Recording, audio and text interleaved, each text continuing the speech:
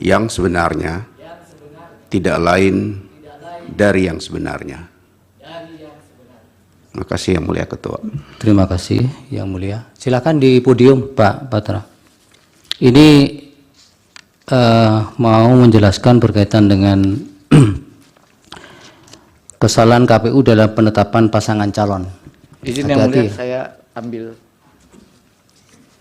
Berikutnya siapa nanti Pak Heru setelah ini?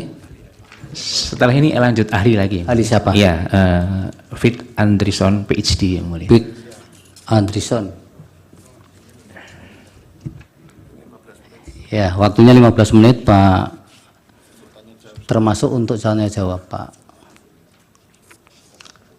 Baik, langsung Yang Mulia. Langsung. Bismillahirrahmanirrahim. Assalamualaikum warahmatullahi wabarakatuh.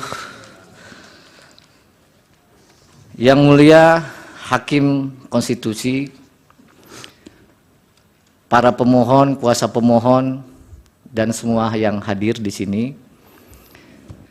Nama saya Arif Patramijaya. Saya diminta untuk menjadi saksi dalam kapasitas saya selaku Koordinator Tim Pembela Demokrasi Indonesia Jilid 2 atau disingkat TPDI Jilid 2.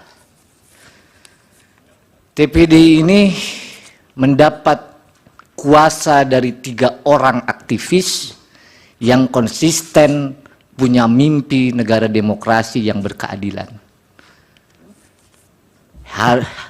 Petrus Haryanto, mantan aktivis Sekjen PRD 96 yang dipenjara karena memperjuangkan demokrasi. Azwar Furgutyama, juru bicara Forum Kota. Dan yang ketiga, Fenry Tendri.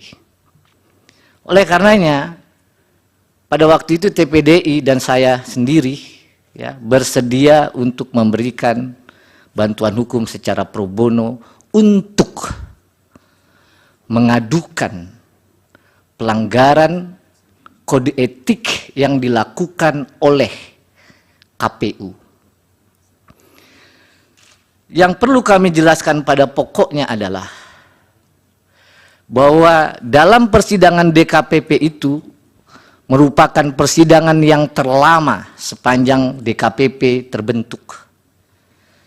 Kami mendaftarkan bulan November, dibuka persidangan 4 kali, baru diputus Februari 2024. Padahal kita tahu biasanya DKPP tidak lebih dari 2 minggu.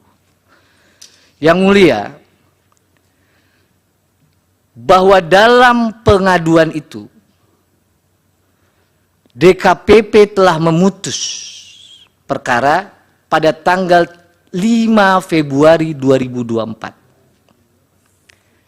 Sebelum saya sampaikan fakta persidangan dan putusannya, izinkan kami menyampaikan satu kutipan dalam kesimpulan TPDI Jilid 2.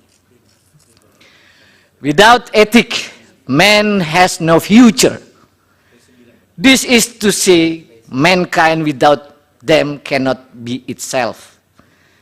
Ethics determine choices and action and suggest difficult priorities.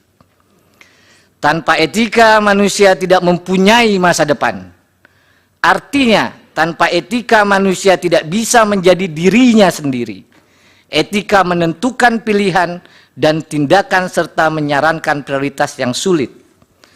Oleh karenanya, pada pengaduan ini telah dibuktikan sejumlah fakta-fakta persidangan, yang pada intinya DKPP memutus KPU telah melanggar pasal 11 huruf A dan huruf C, pasal 15 huruf C, dan pasal 19 huruf A Peraturan Dewan Kehormatan Penyelenggara Pemilu sehubungan dengan pendaftaran dan pencalonan Saudara Gibran Rakabuming Raka sebagai calon wakil presiden dalam pemilu tahun 2024. Betul forumnya pada waktu itu adalah memeriksa etika.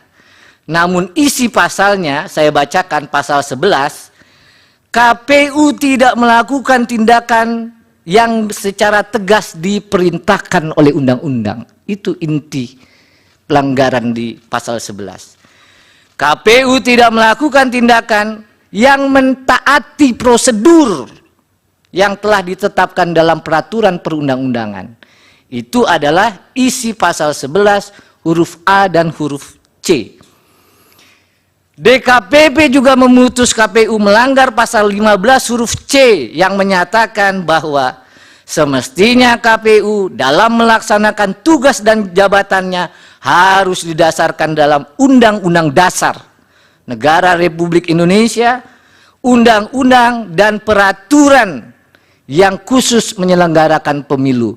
Inilah yang dilanggar oleh KPU.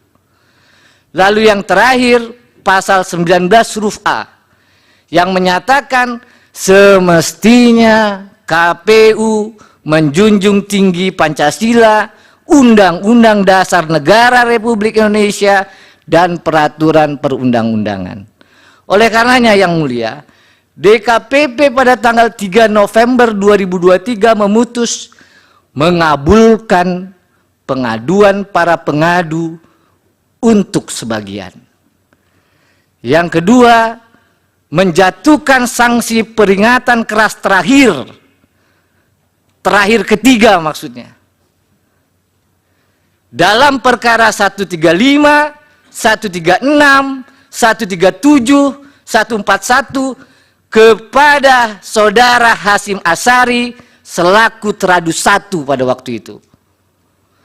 Yang ketiga, menjatuhkan sanksi peringatan keras kepada semua anggota KPU. Terakhir yang mulia saya sampaikan, kalau saja KPU dalam persidangan itu ahli menyampaikan yang diajukan di bawah sumpah, kalau saja KPU tidak melanggar pasal-pasal yang disebut tadi, pasal 15 huruf C, pasal 19 huruf A, maka tentu saja saudara Gibran Rakabuming Raka tidak akan lolos dalam verifikasi dan ditetapkan sebagai calon wakil presiden dalam pemilu tahun 2004. Pak Petra, itu sudah pendapat yang terakhir itu. Yang terakhir mohon dikesampingkan, saya tutup dengan perkataan terima kasih atas kesempatan yang diberikan yang mulia. Mudah-mudahan apa yang kami sampaikan sebagai saksi dapat bermanfaat. Wassalamualaikum warahmatullahi wabarakatuh. Waalaikumsalam. Bapak tetap di situ, barangkali ada pertanyaan dari Yang mulia. pihak. Dari kuasa hukum, silakan. Ada, yang mulia. Terima kasih, yang mulia. Saksi, tadi saksi telah menjelaskan dan mengutip berbagai macam peraturan ya, pasal-pasal yang disebutkan itu secara norma. Yang ingin saya tanyakan tadi juga menyebutkan mengabulkan sebagian dari permohonan yang diajukan oleh saksi, seperti itu toh. Nah, yang ingin saya tanyakan, apa tindakan yang dimasukkan di dalam norma-norma yang disebutkan tadi